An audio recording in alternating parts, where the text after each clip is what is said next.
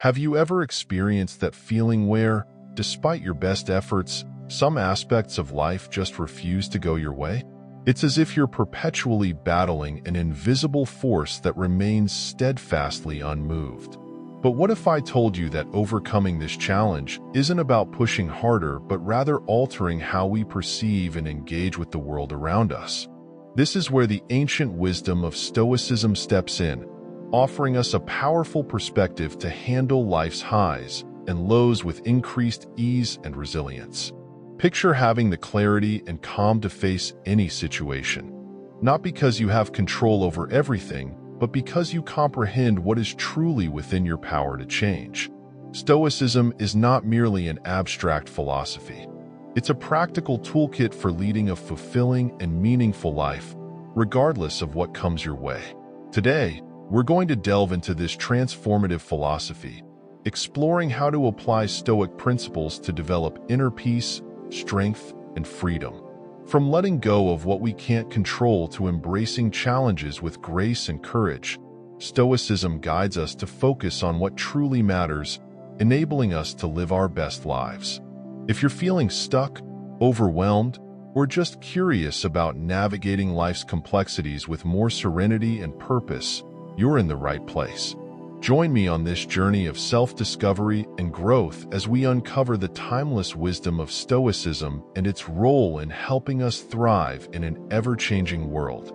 And if you're eager to unlock these life-changing insights and become part of our community of thinkers and doers, be sure to hit that subscribe button and watch every part of this video. You won't want to miss a single moment of the wisdom we're about to share. At its essence, the dichotomy of control revolves around differentiating between what we can change and what we must accept. This concept isn't exclusive to Stoicism. It resonates through various wisdom traditions and psychological theories, highlighting the importance of discernment in our lives. The Stoics, particularly Epictetus, emphasized this idea. He notably observed that our frustrations often stem not from the events themselves, but from our perceptions and reactions to these events. Imagine being stuck in traffic. You can't control the traffic, no matter how frustrated you get. What you can control is your response to being stuck. You can choose to listen to music or an audiobook, or use the time for reflection. This shift in focus can liberate you, moving you from frustration to calm, and possibly even enjoyment. Marcus Aurelius, another Stoic philosopher and Roman emperor, also underscored this principle in his meditations. He advised approaching each event with the question, "Is this within my control or not?" By doing so, we can direct our efforts where they matter and find peace by relinquishing what we cannot influence. But it's not just the Stoics who recognize this truth. Aristotle, an ancient Greek philosopher, discussed the golden mean, which involves finding balance in our virtues. This balance is about understanding the limits of our control and acting within them. For Aristotle, the virtue of courage, for example, lies between the extremes of rashness and cowardice, guiding us to act with bravery and wisdom, knowing when action is futile. From a psychological perspective, Carl Jung, a Swiss psychiatrist, touched on this concept in different terms. He spoke of individuation, becoming our true selves. Part of this process involves acknowledging what we can change and accepting what we cannot. In his view, we cannot change anything unless we accept it. This acceptance isn't about resignation, but recognizing reality to focus our energy more effectively. Plato, another ancient philosopher, taught that understanding the world requires distinguishing between what is changeable and what is eternal and unchangeable. In his allegory of the cave, he suggests that most of us are like prisoners focused on shadows on a wall, things we cannot change, rather than turning around to see the source of the light, things we can change. So, when we discuss the dichotomy of control, we tap into a rich vein of wisdom that spans Stoicism, Western philosophy, and modern psychology.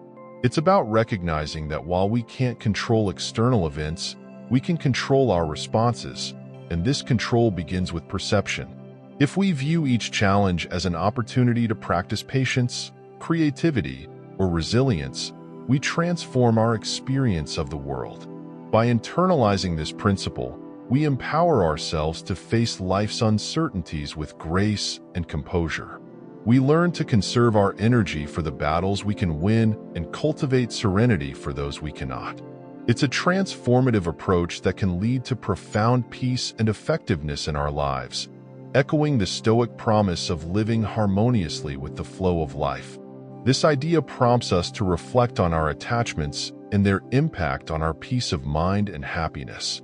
Upon closer inspection, we often find that much of our emotional turmoil stems from clinging too tightly to inherently unstable and fleeting things. Epictetus, a Stoic philosopher, emphasized that our distress arises not from the things themselves, but from our attachments to them.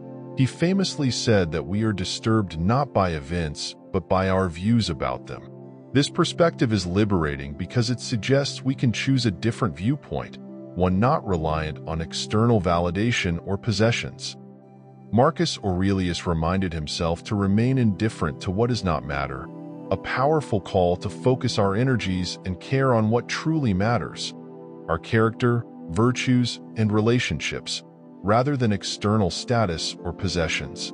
Seneca also wrote extensively about the transient nature of life and the folly of placing our happiness in the hands of fortune. By clinging to objects, people, or power, we become slaves to variables beyond our control, setting ourselves up for inevitable disappointment and suffering.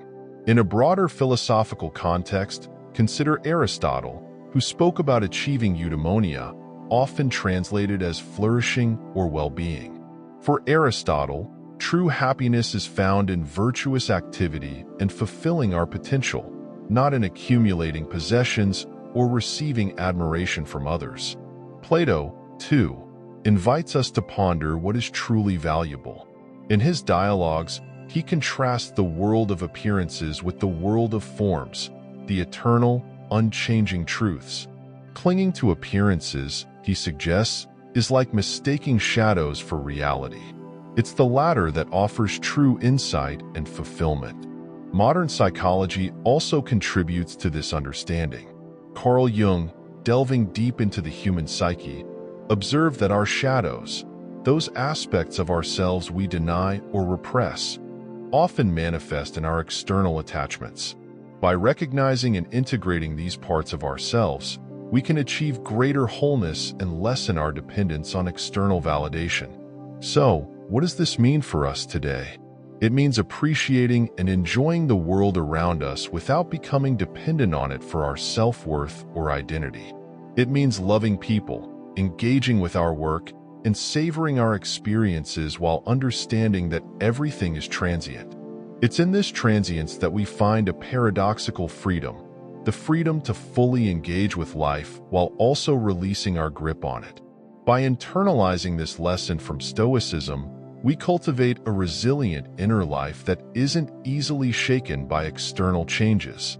We learn to live with open hands, enjoying the world's gifts without fear of loss, because we understand that true peace and happiness come from within, from aligning with our deepest values and responding to the world with wisdom and grace. Thank you for joining me here at STOIC THERIO. Your presence and engagement in this community enrich our collective journey towards wisdom and understanding. If you're keen to delve deeper into the art of living well, please check out one of the suggested videos on the screen. Continue nurturing your mind, cultivating your virtues, and walking your path with heart. Until next time, remember that the best part of your journey is yet to unfold. Keep exploring, keep questioning, and keep growing.